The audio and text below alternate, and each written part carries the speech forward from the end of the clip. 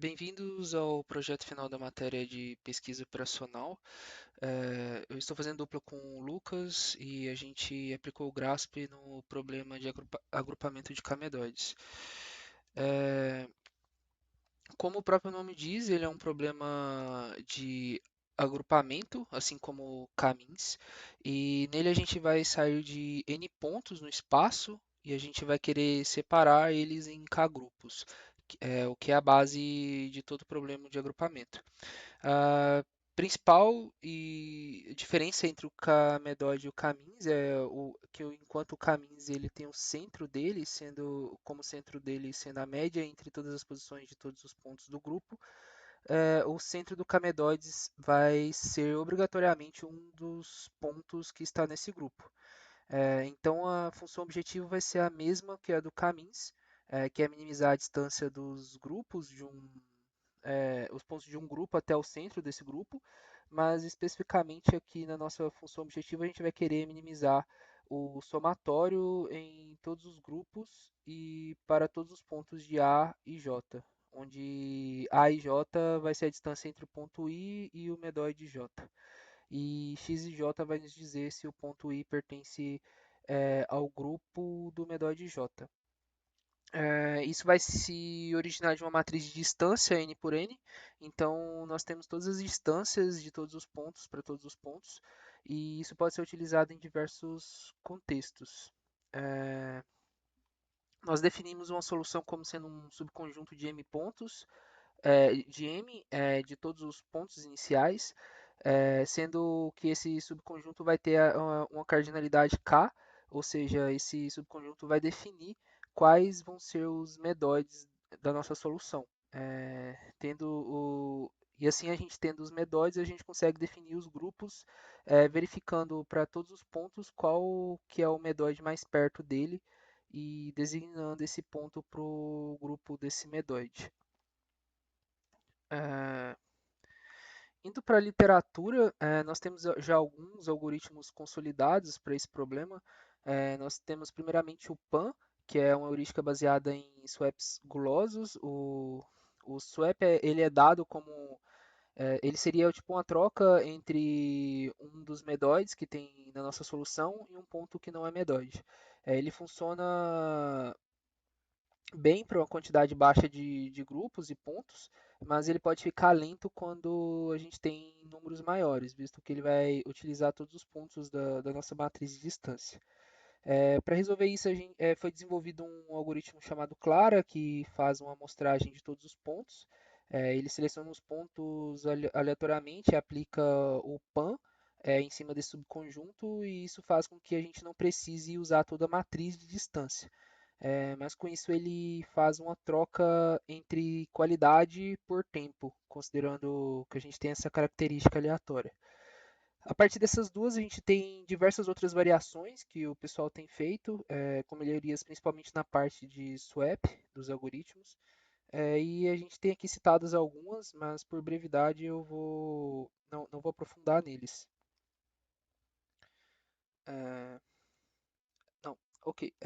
Voltando aqui, recentemente também a gente teve a publicação de um algoritmo baseado em VNS para esse problema. Ele basicamente funciona mudando as suas vizinhanças, fazendo uma estrutura de swap. Então, ao longo das iterações dele, ele vai mudando o swap de um para 2 e para 3 para 3 e de 3 para 3, e o swap dele também é um pouco mais inteligente. Então ele sempre vai fazer um swap com pontos perto do medoide e de modo que convirja em diversas soluções. A gente basicamente vai se basear em um artigo que propôs esse método para o Camedoides e a gente vai fazer comparações com esse artigo que propôs esse algoritmo baseado em VNS. Ok. Agora, para o PLI, a gente tem o algoritmo exato PLI, e com isso a gente tem as variáveis de decisão, sendo que y diz se o ponto I é escolhido como medóide ou não, e x e j diz se o ponto j é atribuído ao medóide I. É, a função objetivo basicamente é a soma das distâncias d e j de cada ponto ao medóide que o atende, e tenta deixar essa soma, a gente tenta deixar essa soma o menor possível com a função objetivo. As restrições 2 garantem que cada ponto seja ligado a um único medóide. A restrição 3 diz que um ponto só pode ser ligado a i se realmente for escolhido como medóide. A restrição 4 força que existam exatamente k medóides no total. A restrição 5 evita medóides vazios, ou seja, a gente garante que todo medóide tenha pelo menos um ponto ligado a ele. E por fim, a restrição 6 impõe que todas as variáveis sejam 0 ou 1. E é isso. Ok, agora sobre o GRASP, a gente decidiu trabalhar com GRASP, né, para esse problema. Como o nosso modelo padrão, o GRASP ele tem duas etapas principais, né? A gente tem a fase de construção, na qual a gente vai escolhendo os camedóides um a um. A gente começa com um conjunto de medóides vazios e enquanto ainda faltam medóides, a gente olha para todos os pontos que ainda não foram escolhidos e a gente calcula quanto o custo total aumentaria se cada um virasse medóide. E com esses valores a gente monta uma lista de candidatos, que é conhecida como RSL, e a gente usa nesse modelo padrão um parâmetro alfa igual a 0,05, que deixa essa lista pequena e funciona quase como uma escolha gulosa.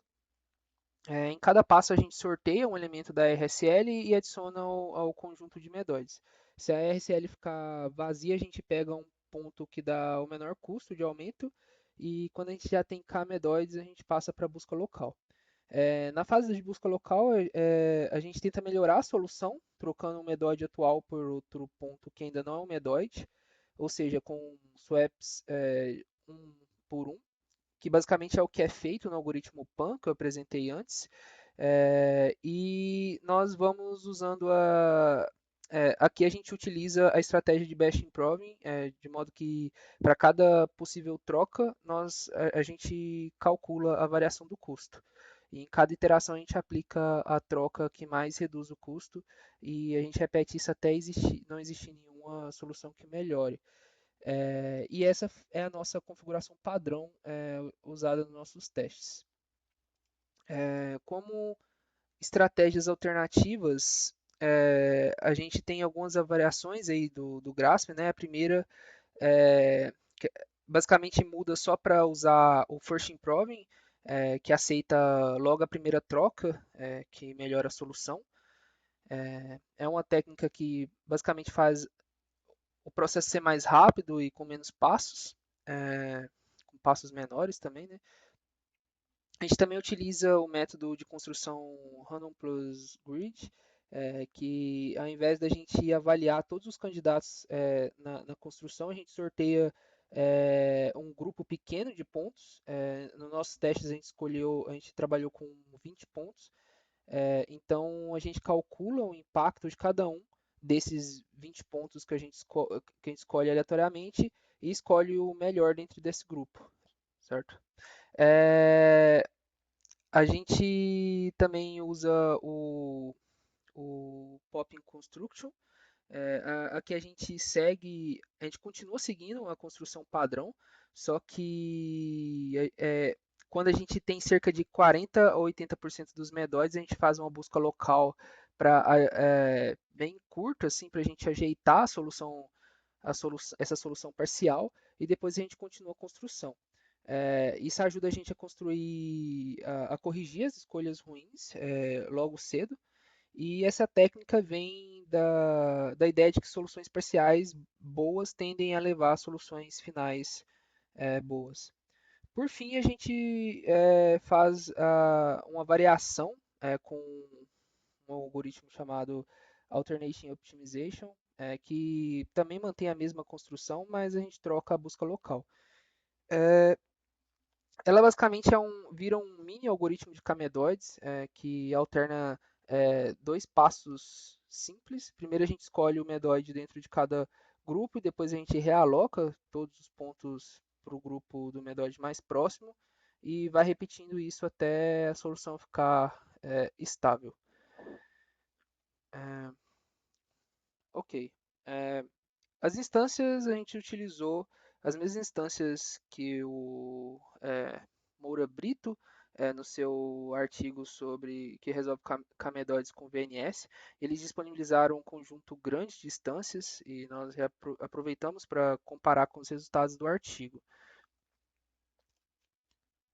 Ok, como resultado, é, a gente o artigo do VNS que eu comentei, eles disponibilizam o resultado deles para algumas instâncias, considerando K 3, 4, 5, 6, esse conjunto de Ks, e a gente consegue, executando primeiramente, comparando as nossas configurações de Grasp com o artigo e com o resultado do Gurobi, pegando a melhor configuração de Grasp que a gente teve, né, de resultado, a gente vê que para todas as instâncias o melhor valor da função objetivo encontrado pelo Grasp coincide com o melhor valor do artigo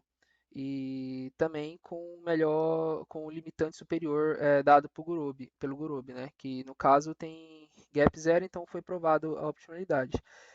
E isso acontece para todas as instâncias que tiveram os resultados demonstrados nesse artigo. Então a gente consegue concluir que as configurações do GRASP usadas nesse trabalho reproduzem os valores, os melhores valores publicados e também o melhor valor encontrado pelo Gurubi.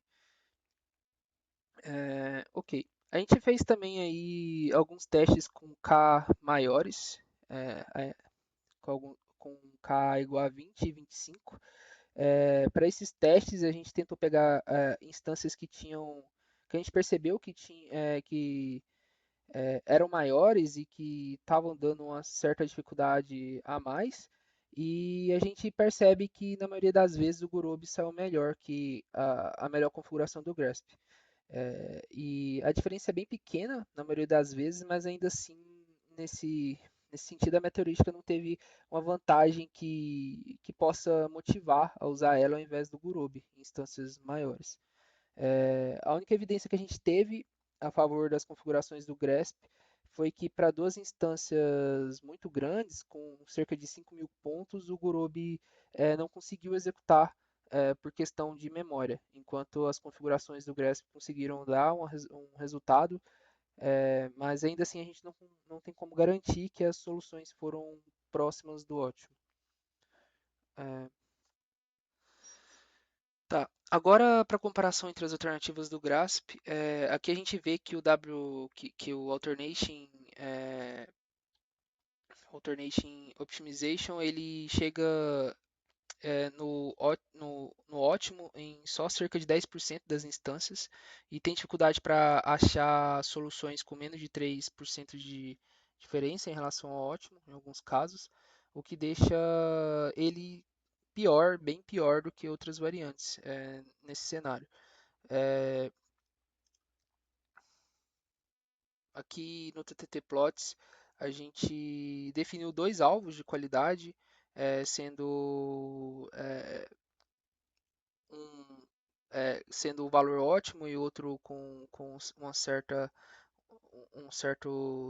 tolerância, e para duas instâncias, uma mais simples e outra mais pesada. E nos gráficos de instâncias mais simples, a gente pode ver que com o alvo sendo ótimo, é, a gente tem nesse alvo aqui, nesse caso em que o alvo é o ótimo, o WLS tem a dificuldade de chegar no valor, no resultado, em um resultado ótimo, mas se a gente define uma tolerância aí de até 3%, é, de até 3% ele consegue, ele passa a se comportar de forma mais competitiva e bem rápida.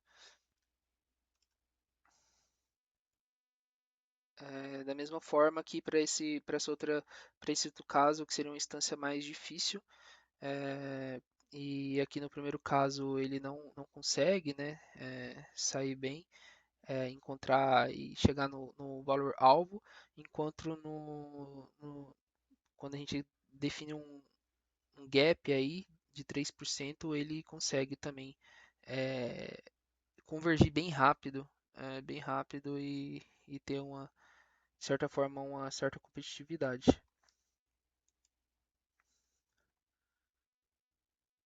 Ok. Para comparar nossas heurísticas, tá. Entre as heurísticas da literatura, os resultados foram bem parecidos na maior parte dos casos. Todos eles têm um desempenho bem semelhante, sendo que o Faster Pan é um pouco mais rápido, como o próprio nome já sugere. Já o método de Alternating Optimization fica claramente abaixo dos outros, tanto em tempo quanto em qualidade de solução.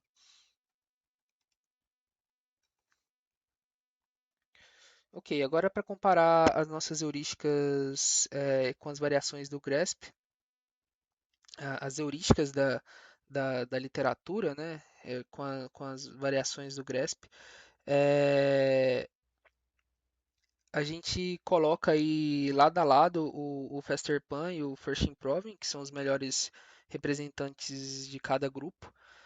E pelo gráfico de qualidade, dá para ver que as soluções do First Improving tendem a ser melhores e chegam no ótimo com bem mais frequência que o Faster Pan. Quando o Faster Pan encontra o ótimo, ele faz isso bem rápido, mas isso acontece poucas vezes. Já olhando os gráficos de tempo, fica claro que as heurísticas da literatura, em média, chegam em uma solução é, muito mais rápido do que as versões do GRESP. E ainda assim mantém uma qualidade de solução parecida. Então elas continuam competitivas. É, Quando a gente analisa o comportamento conforme o valor de K aumenta, o First Improvement aparece como o melhor equilíbrio entre tempo e qualidade. O WLS se destaca quando a gente aceita uma pequena tolerância no gap, visto que ele encontra boas soluções de forma bem mais rápida, mas com a qualidade um pouco pior que as outras variantes. É, Como conclusão, ah, os resultados eles indicam que as diferentes eh, o Grasp com as suas diferentes configurações tem um pacote competitivo para esse problema, né? Eh, no entanto, como na maioria dos casos tanto o Grasp quanto o Groove chegam no ótimo, muito perto dele, as diferenças entre as variantes acabam aparecendo pouco nos nossos experimentos. A gente não conseguiu ter uma comparação tão boa assim sobre as diferentes variantes que a gente configurações do Grasp que a gente implementou para esse caso, visto devido a isso. Mas ainda assim é uma. A gente viu que ele, comparado com as heurísticas da literatura, é, teve um resultado bem bom, bem bom, e